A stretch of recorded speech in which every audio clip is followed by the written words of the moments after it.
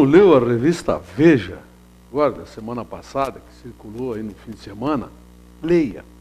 Leia porque você vai ter uma ideia bem concreta de por que eu chamo a revista Veja de um lixo impresso.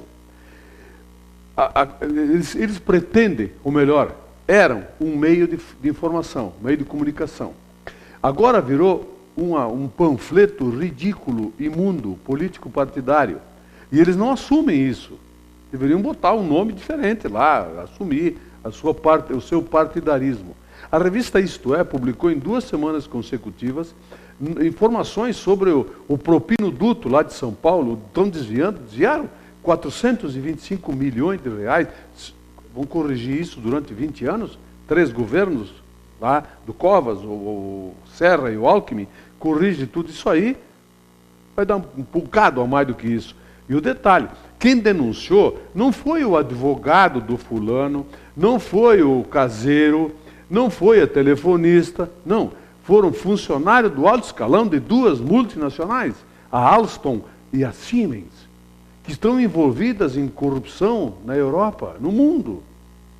E aí eles colocam no editorial, quer dizer, não tem desculpa, é revista, colocam no editorial que há indícios, mas não há provas. Quer dizer, tentam defender um indefensável. A Polícia Federal, o Ministério Público está denunciando todas essas falcatruas, essa roubalheira toda. Estou andando para quem é o partido, sério mesmo. Eu quero que todos, inclusive eu, tenhamos o mesmo tratamento legal. Já teve um tal de Merval Pereira, que chegou a escrever que o domínio do fato não se aplica a esse caso. Quer dizer, lá, quando interessava a eles detonar os que estavam sendo processados lá no mensalão, o domínio do fato, perfeito, adequado. Agora, o domínio do fato, não, porque o Serra, do Alckmin, estão negando que tinham conhecimento daquilo. Quando era o Lula que negava, era um burro, um molusco, não sei o quê. Agora, o domínio do fato não se aplica. Quer dizer, por que tratamentos diferentes para casos iguais? Simples, porque é um panfleto político-partidário que deveria ter o caminho direto, o lixo, que é o que eu vou fazer com a minha revista Veja, que eu comprei porque eu cancelei minha assinatura, mas eu fui porque era muita cara de pau, é muito caradurismo deles. Então, vai para o lixo. É o lixo o lugar certo para você colocar esse tipo de revista de informação. Enfim, é por aí. A CID, a Contribuição de Intervenção do Domínio Econômico, um tributo federal que era aplicado pelo governo sobre os combustíveis e lubrificantes, foi zerado para evitar o aumento de combustíveis e não dar um aumento de inflação, não aumentar os índices inflacionários. Ali em março, abril, aquele período crítico que houve, né? Que até estava todo mundo exigindo a recessão, os pitbulls lá, os economistas, né? Querendo que aumentasse a taxa de juros, e eles aumentaram, o governo marchou para eles. Por quê? Porque aquelas famílias, as famílias rentistas, aqueles caras que ganham o dinheiro público sem trabalhar, ganham bilhões, etc., tal, com a taxa Selic, encheram o saco. Aí o governo tirou a taxa, tirou a CID para não haver aumento do preço do combustível para o consumidor. E está aí, 10 anos que não aumenta, 12 anos que não aumenta combustível aqui no Brasil. Bom, agora estão pressionando porque querem passe livre, isenção, zero, não sei o quê, não sei o quê. Não quero que ninguém mais pague passagem. Nós já temos um monte de isenções nas passagens urbanas. Idosos, estudantes, policiais, agentes de trânsito, um monte de gente não paga. Deficientes físicos, mas eles não pagam. Só que alguém paga, ou seja, os demais todos têm que pagar. Então querem isentar todos os demais. O problema é que tem que sair de algum lugar o dinheiro, né? Não existe cafezinho de graça, meu amigo, nem almoço, e muito menos passagem urbana. Então, sugestão, o prefeito Fortunati, que comanda a Frente Nacional de Prefeitos, está sugerindo que seja recriada a CID e que esse imposto subsidie o transporte público. Claro que começaram a berrar, mas isso eu concordo sim. Quem tem que pagar o transporte público é todo aquele que está usando automóvel, vem aqui para o centro, encher o saco, não tem nada que está transitando com o carro, mas vem aqui, tem gente que fica dando volta aqui, Marechal Deodoro, Marechal Floriano, Saldanha Marim, Barão do Rio Branco, ficam girando aqui. No sábado, por exemplo, tem gente que fica girando, eles ficam esperando, uma hora dessa, São Cristóvão vai fazer cair uma vaga para mim estacionar, uma vaga cair do céu. Então eles ficam girando aqui quando eu poderia. Outros saem de casa de carro e vão para a empresa de carro, mas na frente da casa deles passa o ônibus que passa na frente da empresa, mas eles querem ir de carro. Então esse tipo de gente que cria problema para o trânsito tem que pagar. Se vai para Porto Alegre, você vê 200 mil veículos. Desses 200 mil, 195 mil tem uma pessoa só, um passageiro só. Mas peraí, tem umas coisas também que a gente tem que dizer. Se alguém sair em 2, daqui de Bento, para ir para Porto Alegre de ônibus, ele vai ter despesa para ir até a rodoviária de táxi. Vai até a rodoviária de Porto Alegre, pega outro táxi para ir no seu destino. Mais a passagem dos dois, é muito mais vantagem ir de carro. Claro que é, financeiramente é. Gasta aí com pedágio e tudo 70 pilas de combustível e pedágio, e de ônibus e táxi gasta no mínimo 100 em 2. Então isso também tem que ser estudado. O que é caro? A gasolina, combustível, ou a passagem de ônibus interurbano? Tem que ser analisado bem isso. Acho que o momento está chegando. Alguma coisa vai ter que ser feita pelos governos estaduais, federal e municipal, no lado do transporte, seja ele urbano, ou intermunicipal, ou interestadual. É muita isenção e de algum lugar tem que sair isso, esse dinheiro para subsidiar esse troço todo. Se quer mudar de nome? Pode. Sabia? Pode. Eu estava lendo ontem à noite, um sujeito resolveu que tinha que acrescentar alguma coisa no nome dele. Ele decidiu e entrou na justiça para acrescentar do Grêmio no nome dele. O nome dele, Térbio Luiz de Oliveira. Térbio Luiz Oliveira. Aí ele entrou na justiça e levou Térbio do Grêmio Luiz Oliveira. Fazer o quê? Térbio do Grêmio Luiz Oliveira. Térbio é o nome do cara. Bom, cada um pensa o que quiser agora, né? Fazer o quê? Tem disso também. Não há o que não haja, diz o Túlio Mirman, lá na Zero Hora. Não há o que não haja. Tem até um Térbio do Grêmio Luiz Oliveira. Fazer o quê, né? Pesquisa. Saiu uma divulgação de pesquisa do Datafolha, colocando a aceitação de vários segmentos aí, políticos, né? O Congresso Nacional, o governo, aquela coisa toda tal. Subiu a avaliação péssima do Congresso Nacional. Por que será, hein?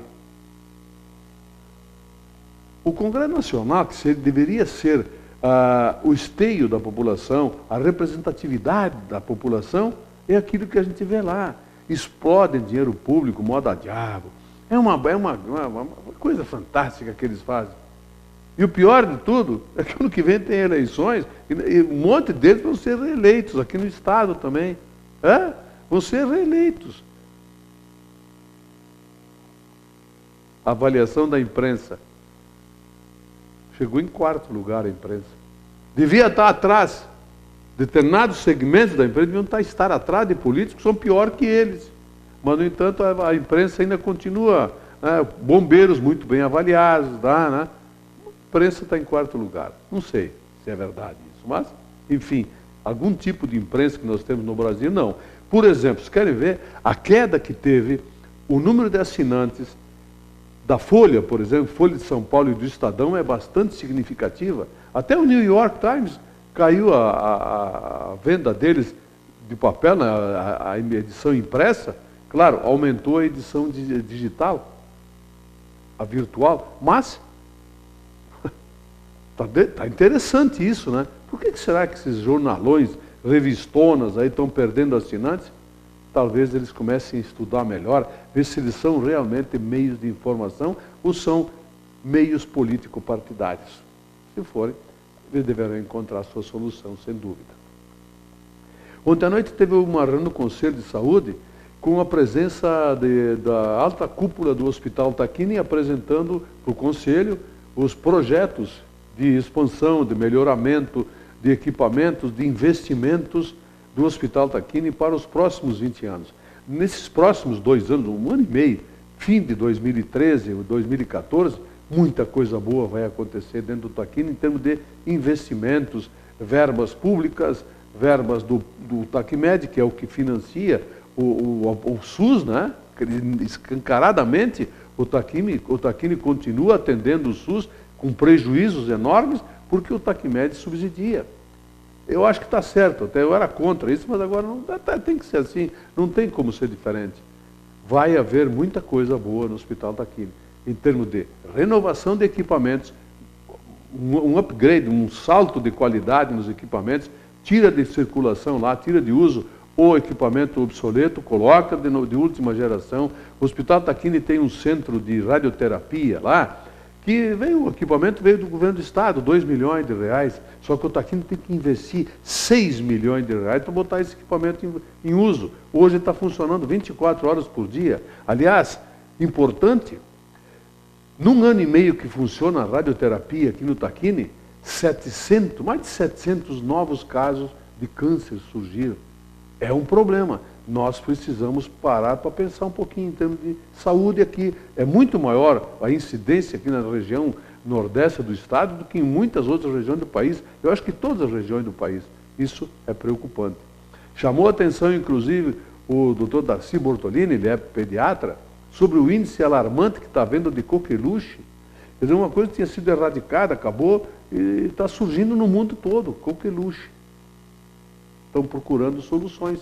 Mas, até que alguma coisa comece a ser feita em termos de solução para problemas de saúde, demora, é muita coisa, muita burocracia, enfim, a preocupação existe. E aqui em Bento, nós já estamos no Conselho, nos preocupando, vamos oficiar a Secretaria Estadual da Saúde, e o Ministério da Saúde, o Conselho Estadual de Saúde e a Agência Nacional de Saúde, para que seja começado, pelo menos, a tentar identificar por que nós temos determinados problemas em bem maior número do que fora do Estado e fora da nossa região. E nós estamos falando em saúde, olha, a gente passa aqui na unidade central, um dia que nem hoje, chuvoso, aí a unidade está fechada ao meio-dia, eles fecham ao meio-dia. Aí aquela gente toda fica ali fora na chuva. Mas, peraí, será que essa gente não vai ficar doente ali naquela umidade, naquela chuva, você não tem onde sentar também? Tem que repensar isso.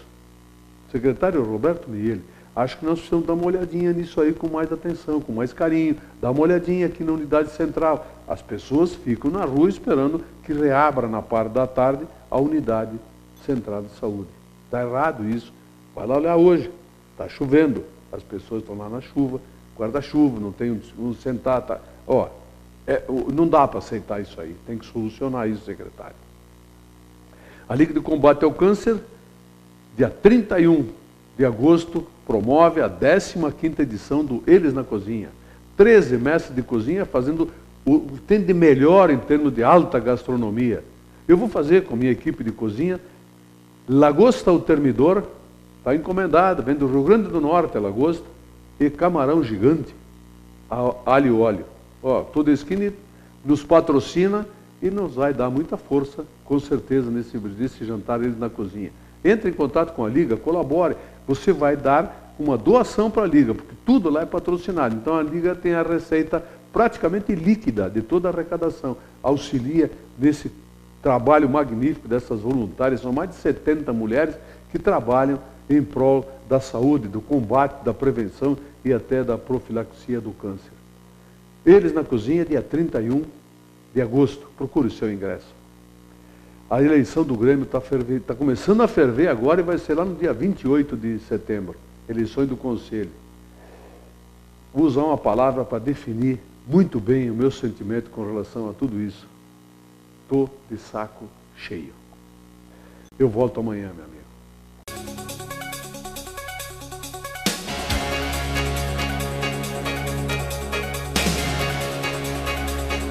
Opinião.